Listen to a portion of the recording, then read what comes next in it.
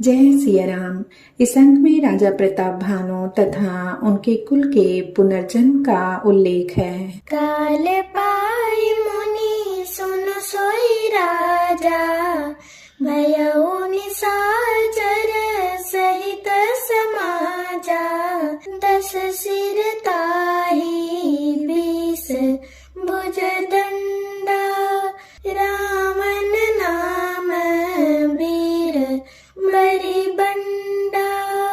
हे मुनि सुनो, समय पाकर वही राजा परिवार सहित रावण नामक राक्षस हुआ। उसके 10 सिर और 20 भुजाएं थीं और वह बड़ा ही प्रचंड शूरवीर था।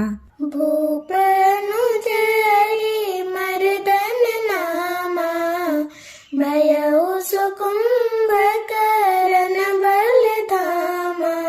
सचिव जुराहा धर्म रुचि जासु, भयउ विमात्र बंधु लघुतासु।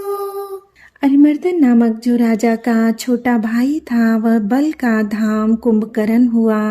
उसका जो मंत्री था, जिसका नाम धर्मरुचि था, वह रावण का सौतेला छोटा भाई हुआ। नाम विभीषण जेहि जग जाना, विष्णु भगत विज्ञान निधाना। रहे जे सुत सेवक नृप केरे, भय निशाचर घोर घनेरे। उसका विभीषण नाम था, जिसे सारा जगत जानता है। वह विष्णु भक्त और ज्ञान विज्ञान का भंडार था। और जो राजा के पुत्र और सेवक थे, वे सभी बड़े भयानक राक्षस हुए। काम रूप खल जिनस अनेका, कुटिल भयंकर विगत विवेका। कृपा रहित हिंसक सब पापी, बरनी न जाहि विश्व परितापी।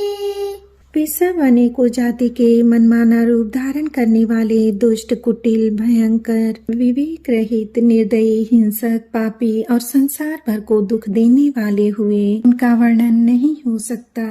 उपजे जदपि पुलस्य कुल, पावन अमल अनूप। तदपि महीसुर शाप बस, भय सकल अघरूप। यद्यपि वे पुलत्स्य ऋषि के पवित्र, निर्मल और अनुपम कुल में उत्पन्न हुए, तथापि ब्राह्मणों के शाप के कारण वे सब पाप रूप हुए। कीन्ह विविध तप दीन्हु भाई, परम उग्र नहीं बरनि सुजाई। गयउ निकट तप देखि विधाता, मांगहु वर प्रसन्न मैं ताता। तीनों भाइयों ने अनेकों प्रकार की बड़ी ही कठिन तपस्या की, जिसका वर्णन नहीं हो सकता। उनका उग्र तप देखकर ब्रह्मा जी उनके पास गए और बोले, हे तात, मैं प्रसन्न हूँ, वर मांगो। करि बिनती पद गहि 10 सीसा, बोले उबचन सुनहु जगदीसा।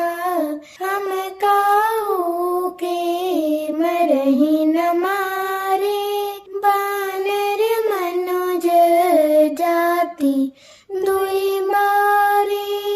रावण ने विनय करके और चरण पकड़कर कहा, हे जगदीश्वर, सुनिए, वानर और मनुष्य इन 2 जातियों को छोड़कर हम और किसी के मारे न मरे, यह वर दीजिए। एवमस्तु तुम्ह बड़ तप कीन्हा, मैं ब्रह्मा मिली तहि बर दीन्हा। पुनि प्रभु कुंभकर्ण पहि गयउ, तेहि बिलोकि मन विस्मय भयउ। शिव जी कहते हैं कि मैंने और ब्रह्मा ने मिलकर उसे वर दिया कि ऐसा ही हो। तुमने बड़ा तप किया है। फिर ब्रह्मा जी कुंभकर्ण के पास गए। उसे देखकर उनके मन में बड़ा आश्चर्य हुआ। जो खल नित करब आहारो, होई सब उजारि संसारो। सारद प्रेरिता सु मति फेरी, मांगे सिनींद मास षटकेरी। जो यह तुष्ट नित्य आहार करेगा तो सारा संसार ही उजाड़ हो जाएगा। ऐसा विचार कर ब्रह्मा जी ने सरस्वती को प्रेरणा करके उसकी बुद्धि फेर दी, जिससे उसने 6 महीने की नींद मांगी। गए विभीषण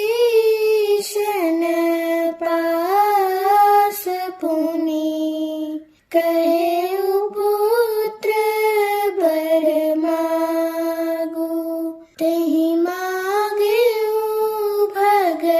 भगवंत पद, कमल अमल अनुरागो। फिर ब्रह्मा जी विभीषण के पास गए और बोले, हे पुत्र वर मांगो। उसने भगवान के चरण कमलों में निर्मल अर्थात निष्काम और अनन्य प्रेम मांगा। तिन्हि देहि वर ब्रह्म सिधाए, हर्षित ते अपने गृह आए। मैं तनु जामन दोदरी नामा, परम सुंदरी नारी ललामा। उनको वर देकर ब्रह्मा जी चले गए और वे तीनों भाई हर्षित होकर अपने घर लौट आए। मैदानों की मंदोदरी नाम की कन्या परम सुंदरी और स्त्रियों में शिरोमणि थी।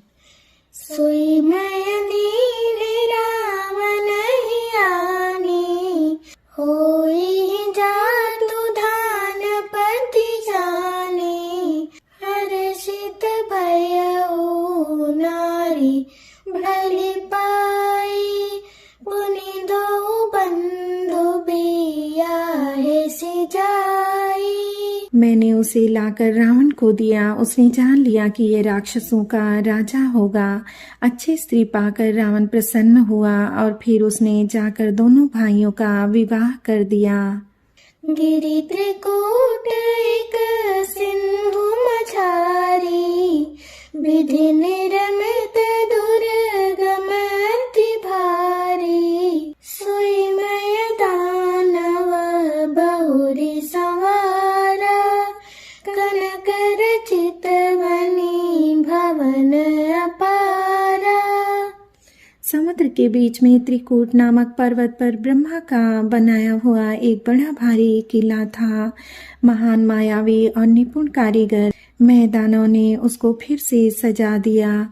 उसमें मणियों से जड़े हुए सोने के अनगिनत महल थे। भोगावती जैसी यही कुल बासा, अमरावती जैसी सक्र निवासा।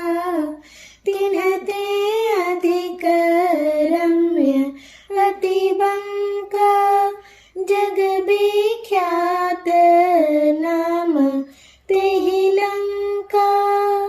जैसी नागकुल के रहने की पाताल लोक में भोगावतीपुरी है और इंद्र के रहने की स्वर्गलोक में अमरावतीपुरी है, उनसे भी अधिक सुंदर और बांका वह दुर्ग था। जगत में उसका नाम लंका प्रसिद्ध हुआ।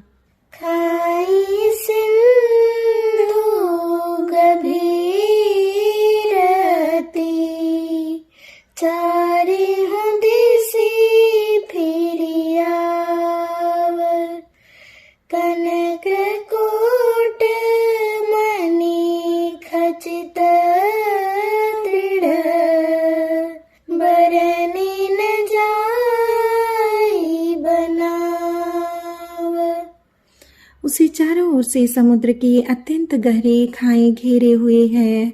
उस दुर्ग के मणियों से जड़ा हुआ सोने का मजबूत परकोटा है, जिसकी कारीगरी का वर्णन नहीं किया जा सकता।